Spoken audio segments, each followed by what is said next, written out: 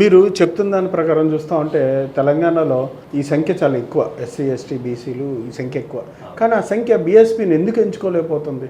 Exactly వాళ్ళకు అర్థం చేయించే లీడర్షిప్ ఇంకా అందాక పోలే. ఇప్పుడు మీరు అడుగుతున్న ప్రశ్నలకు నేను సమాధానం చెప్తున్నాను. గ్రామాలలో కూడా అడుగుతున్న ప్రశ్నలకు సమాధానం చెప్పే నాయకులు తయారైనాక ఎందుకు కన్విన్స్ కారండి? ఇప్పుడు మీరు కన్విన్స్ కాకపోతే ఇది గెలవదని మేము చెప్పగలుగుతున్నాం. ఇప్పుడు మీరు కన్విన్స్ అయ్యారు అనుకో అంటే గెలిచాను అంటే మీరు ఒక టీవీ ఇంటర్వ్యూ తీసుకోగలిగే మిమ్మల్ని మేము కన్విన్స్ చేయగలిగినప్పుడు గ్రామంలో ఉన్న మా ప్రజలను కన్విన్స్ చేయలేమా? చేయగలుగుతాం 100%. అయితే అక్కడ దాకా రీచ్ కావాలి, రీచ్ అవుతుంది ఈసారి. మీలాంటి వ్యక్తులను ఎంతమందిని తయారు చేస్తున్నారు రాష్ట్ర వ్యాప్తంగా? ఇక వందలాలు ఉన్నారు ఇప్పుడు. ఉన్నారా? వందలాలు తయారయ్యారు. ఇప్పుడు మార్చి 15 మాన్యవర్ కాంశీరామ్ గారి జయంతి రాష్ట్ర వ్యాప్తంగా జరుగుతుంది. 4 జోన్లో డివైడ్ చేస్తాము.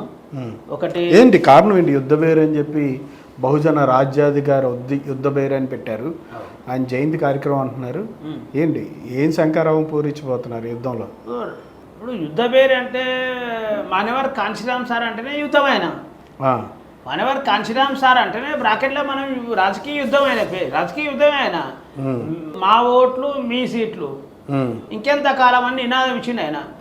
కాంశీరామ్ సార్ అంటేనే యుద్ధం, అందుకే ఆయన జన్మదినాన్ని కూడా మేము యుద్ధ బేరని ప్రకటన చేస్తాం. ఈ సభ ద్వారా మీరు 4 జోన్లకు విభజించారన్నారు కదా, ఏం టార్గెట్ చేశారు?